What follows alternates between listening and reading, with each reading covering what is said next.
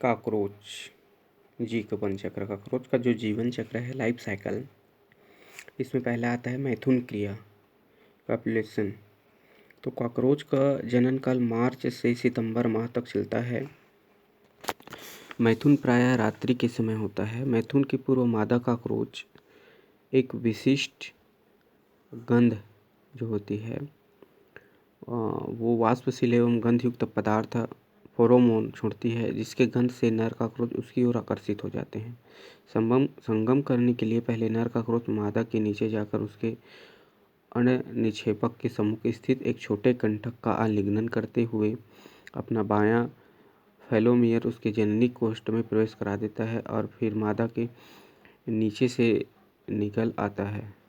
अब दोनों जंतुओं के पिछले सिरे जुड़ जाते हैं। मैथुन क्रिया 1 घंटे या अधिक समय तक चलती है। फिर स्पर्मेटोफोर का निर्माण एवं वीर्यसेचन। स्पर्मेटोफोर फॉर्मेशन एंड द इंसीमिनेशन।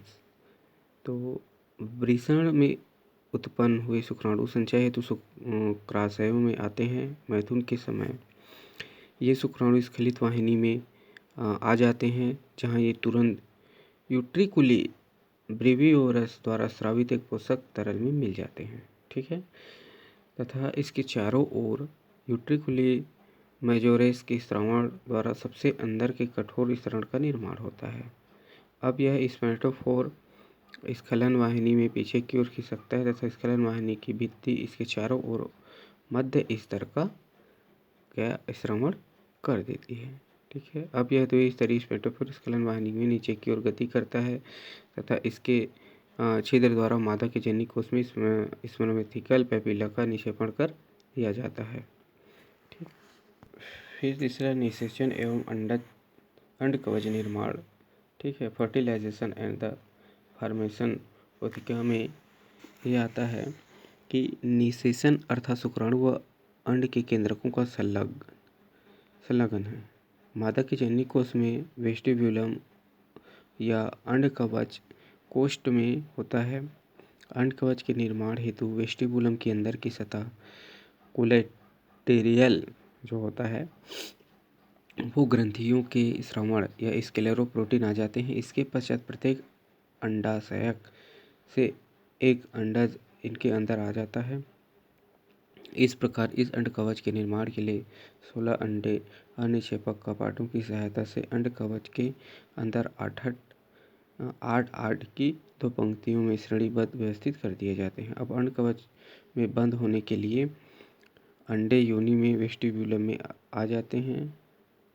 तो शुक्रग्राहिका से संचित शुक्रजनन वेस्ट में आकर इस अंडों का निषेचन कर देते हैं। ठीक है, इसमें क्या है, प्रत्येक अंडकवच एक आयताकार बटुए की आकृति का होता है, जिसके बनने में लगभग 24 घंटे लग जाते हैं। भ्रूणी विकास एम्ब्रायोनिक डेवलपमेंट देखते हैं। तो अनुकूल परिस्थितियों में अंडकवच के भीतर की भ्रूणी विकास होता है। प्रत्येक निषेचित अंड से पहले विदलनों के फलस्वरूप ब्लास्टुला बनता है। इसके बाद ग्रास्टुला बनता है। ग्रास्टुला एक प्रारंभिक भ्रूण में भेदित हो जाता है, जो एमनियोटिक गुहा द्वारा ब्लास्टोडर्म से पृथक हो जाता है। इसके 3 स्तर एक्टोडर्म, मेसोडर्म व एंडोडर्म से निम्फ के विभिन्न अंगों का निर्माण होता है। फिर 5वां में देखते हैं अंडज उत्पत्ति, हैचिंग। तो अंडज उत्पत्ति के समय अंडकवच का पृष्ठ नवतल फट जाता है और निम्फ बाहर निकल जाते हैं। ये निम्फ कोमल पारदर्शी व लगभग रंगहीन जीव होते हैं। ये संरचना में वयस्क कॉकरोच के समान होते हैं, किंतु पंखों का अभाव होता है। ये लैंगिक रूप से अपरिपक्व होते हैं। यह अवस्था काफ़ी समय तक चलती है। इसी समय के अंतर्गत इसमें 10 से 12 निर्मोचन होते हैं। फिर 6वां आता है कायांतरण, मेटामॉर्फोसिस। तो मेटामॉर्फोसिस में अंडोत्पत्ति के तुरंत बाद निम्फों में प्रथम निर्मोचन होता है और इसके पश्चात एक के बाद एक करके 5 से 6 निर्मोचन होने के बाद निम्फ में पंखों की गद्दियाँ उभर आती है। शरीर का रंग हरा हो जाता है, शरीर परिमाण में बढ़ जाता है और अंत में पूर्ण रूप में विकसित पंखों एवं जननेंद्रियों के साथ वयस्क का पूरा रूप बन जाता है।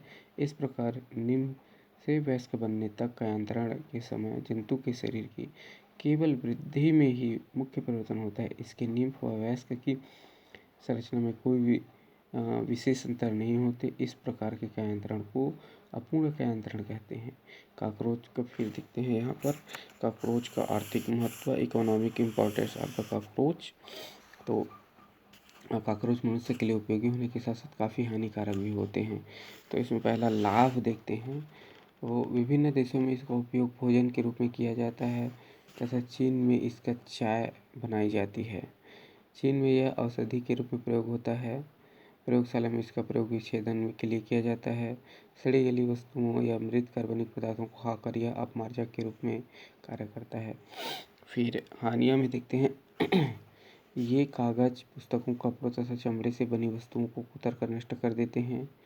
ये खाद्य भंडारों को नुकसान पहुंचाते हैं। भोजनालय में रखी वस्तुओं पर बैठकर उसे गंदा करते हैं तथा अपनी टांगों पर गंदी वस्तुओं से रोग के रोगाणु लाकर खाने की वस्तुओं पर छोड़ देते हैं, जो मनुष्य के शरीर में भोजन के साथ जाकर अनेक रोग फैलाते हैं। संक्रमण रोग के जीवाणु इसकी आहार नाल में पाई जाती है, जो विभिन्न रोग, हैजा, प्लेग आदि फैलाते भी हैं। ये तिलचट्टा का जीवन चक्र देखते हैं। तिलचट्टा का जीवन चक्र पेरिप्लनेटा का जीवन चक्र है। तो इसमें क्या है, कैसा देखेंगे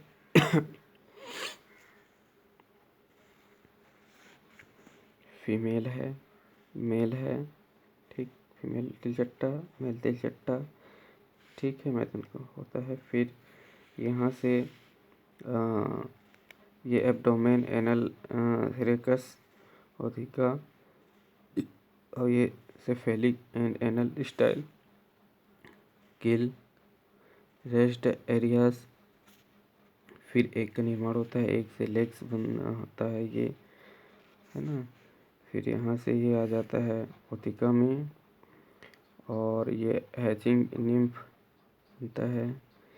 फिर एब्डोमेन इसका कहलाता है metathorax, मेजोथोरेक्स, prothorax, antenna, four leg, आई, हेड। फिर कॉकरोच का ही निर्माण हो जाता है। तो इसमें क्या है, जो ए वाला भाग दिया है मैथुन क्रिया कर रहा है। फिर बी वाला जो भाग है वो उथिका त्यागना, सी वाला पार्ट जो आता है एक उथिका, और डी वाला जो पार्ट ये वाला है वो उथिका का लंब काट है। फिर ई है जो इसमें जो ई दिखाया गया है भ्रूण है, और उसके बाद एफ आया है उथिका का फटना है। जी जो है नींव का प्रारंभिक अवस्था है, और एच जो है नीम के पंखों का बनना है। तो इस प्रकार से एक कॉकरोच का लाइफ साइकिल चलता है। नर कॉकरोच और मादा कॉकरोच में अंतर देख लेते हैं। ठीक है, तो नर कॉकरोच है और ये मादा कॉकरोच है, इसमें क्या अंतर होता है।